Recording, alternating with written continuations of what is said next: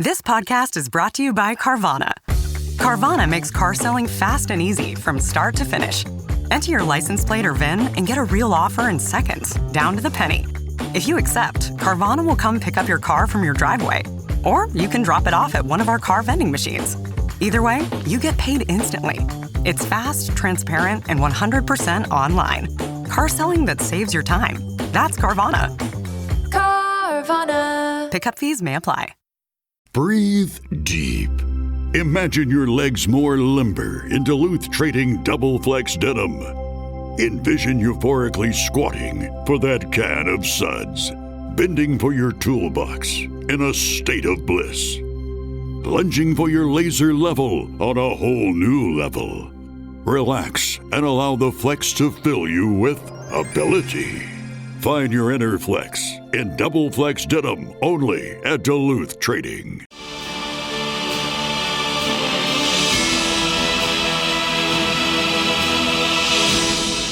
Tatanko, when do you think the wall is going to come down?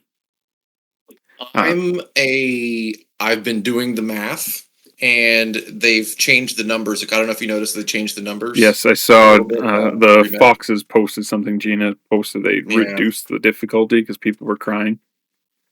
Yeah, well, and I was a little worried there. I did the math this morning, and it was going to take us like 35 days to complete phase 1 or something, which I think was maybe a little longer than they had intended.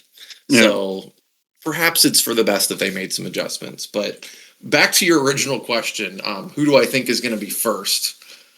My question is just how long do you think it's going to take? Not who do you think is going to do it? Are we talking all 3 phases? No, just to get through phase 1. I didn't even realize there was phases until I was listening to the Snug Pod this morning. So phase 1, I'm going to say 3 weeks, I bet. 3 weeks from the time it started. So we're already on like day 4. Yeah. Funnily enough, Xbox EU was in the lead before we started this recording at 28%. And I laughed at that. I know Xbox on NA is pretty sleepy. I don't know where their percentage is at, but I know that whoever stream I was watching earlier, they mentioned how Xbox EU was in the lead at 28%. And I was like, okay. I believe Finn was the one that predicted PlayStation EU would be the first. And they're in second place right now. So he can still be correct about that. I don't know. I didn't think PCNA being my home server. I didn't think we were gonna be first, but right now we're last, which really doesn't feel good. But well, I'm genuinely shocked because Xbox, for me at least in my experience, feels so sleepy and so quiet on NA. That it's great to hear that it's not at the bottom. Is that your primary platform? Yes. Xbox? Okay. Yeah, it's... Okay, yep. PCNA is at 23%, and actually Xbox North America is at 24%. So... Skin of her teeth. Yeah. PCNA is firmly in last place. I did not see us being in last, but I will... Who do you think, when it's all said and done, who do you think will be last? You know, I almost think PCNA deserves to be last because we talk the biggest game. Like we talk so much crap, and I think maybe we need to be knocked down a peg. So that's fair. I'd be okay with it. I wouldn't be shocked if Xbox NA is the bottom. Like I said, for my experience, it's very quiet. I do wonder how they're calibrated, because surely they're calibrated on population, right? Like they're not. There's no way they're even that way. Yeah, I have heard a few people say that, and I agree that this makes sense, because you wouldn't want, if the population was half as many people, it's going to take them twice as long to do it. And that's assuming that you have the same number of active players actively pursuing it. So I think, it makes sense to be population-based. But I've also I don't think we've ever actually seen a breakdown of what the populations are. They talk about like No, their I don't total think numbers, we but have. they never tell us how many in each. Nope. And that would be a curiosity for me to see. Yeah, all we've got are anecdotal bits, like like you said about your guilds being not super active right now. Mm-hmm. I mean, they might be now. I haven't logged in this week. That's true. Monday evening, my friends list was like it was popping. Nice. I haven't had that many people online in a long time. Not even during events. I mean, like normal events, I guess I should say. Of the wall event and the things that you've done, what's your impressions of phase one? Like, do you think it's been good, or think there's So growth? I definitely feel like they maybe overhyped it a little bit, but I am still having fun with it. Hmm. So I'm kind of approaching it like I would any other zone event. Yeah. So like we've had ones in the past where it's focused on like whatever the newest chapter is or whatever. Yeah. I'm kind of treating it just like any other zone event. And when you measure it by that yardstick, it's I feel like it's a lot closer to meeting expectations, I think, versus like thinking of it as this special thing that's never happened before. I'm having fun with it, but it does feel like it's more like an older zone event, and that's okay. I have fun with those. Mm-hmm. I do what I want to do, and then I stop, and then I come back the next day, and I think. yeah. In listening to the folks over the Snug Pod read the article that was released about it, it sounds like phase two is really where the fun's going to happen, because it sounds like Okay. there's going to be more involved. Already the fact that they've updated certain dungeons to have new worm cult bosses and stuff coming. Yes. So like have you done any of that? I touched nothing since the wall started. Right, yeah, you said you've been rather busy since Monday. Yeah. I have to give them credit there too. The stuff that's in the base game and the things that you can do without having the content pass are very impressive in my opinion. I don't think they're getting enough credit for that. I think It because sounds so really many cool. people have the content pass and they're maybe they're not seeing those other things because they don't have to. But I don't think they're getting enough. I don't think they're enough talking about that enough. I also found it interesting that you can specifically go to the island of Stirk to support the Yes. Stirk Yep. Fellowship. If you don't have the new stuff, you can still Mhm. craft things there and do quests there that directly event impact the boxes. numbers.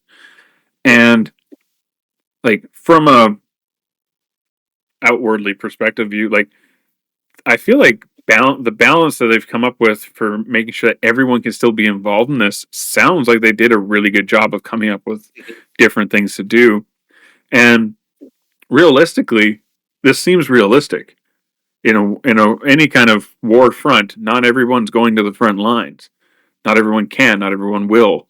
Right? So it's really interesting to see how you can be essentially, as they were joking on the Snug podcast, packing people's lunches for them before they go off to war. As you're doing the food crafting over the cooking fire. There's even unique dialogue on Stirk. Like if you go those same characters that are present in both places, like Razumkar, and they have different dialogue on Stirk, and they'll tell you, like if you do the intro quest for the orc Squirto, if you do the intro quest for him, at one point they talk about, oh, we're building a watchtower, and he says, no, like let me stop you there before you even ask, like, why are we building a watchtower on Stirk? And he says something to the effect of like, what we're doing here is still important and it still needs to be protected and it's still contributing. Like he says that in the dialogue, which I think is, but you would never hear or see any of that if you don't go to Stirk. Yeah, which is really cool. So I feel like, even though I haven't participated, I think that it may not be as intense as some people wanted, or like other little things. I know someone else had commented like they were kind of felt lackluster in the quests at the wall locations, but I think it might just be a matter of getting through phase one, because like we know from experience, everything that they do is usually to teach us about what they're going to hit us with next. Whether that's in dungeons or with trials, there's always, hey, here's this little tidbit. Now take this and do way different things with it, but you have the basic understanding. Yay! So I think that same mentality may be part of these phases and the stringing of the story over time. So I'm even if I go and do this and I agree with everybody else, yeah, this is a little like whatever. I'm using this optimism to make myself look forward to what else is coming. No, and I think I think there's been this like spiral of negativity lately too, where it feeds into itself. And I think the only way to break out of that is to find things to be happy about or things to be excited about. Quit focusing on the negative so much and appreciate what you're actually enjoying. I'm not saying, everybody's being a grumpy pants, but everybody's kind of being a grumpy pants lately. I'm just myself included. I'm totally guilty of that. When I saw the post about them moving the goalpost, I was like, I had this little daydream moment in my head. So I was driving the work truck around the site, and I'm like, man, I'm so glad that for the last 10 years, everybody's, I want tougher overland content. I want things to be harder. I want something I got to work for. I don't want it to be done in less than in 3 days. Oh, man, this is going to take me longer than one sitting. I want to cry about it. Wah. Yep. They told you it was going to take a long time. And there were people that had the Golden Pursuit done like an hour after the event started. It's like, can you just slow down and smell the flowers a little bit? Maybe just... not everything has to be a grind, and not everything has to be done. Yeah. The only reason I grind anything besides my salt and a pestle, is because I have ADHD and go, oh, crap, the deadline's coming. That's the only time I grind anything. I really want that thing at the end. Oh man, that the anniversary house they gave away from the Golden Pursuits. I got it. But I wanted my daughter to have it because she's been getting into housing. So with her, we were down to 8 hours left in the Golden Pursuit. Oh. At like 11 o'clock at night. I'm like, you're not going to bed. We're getting you this house.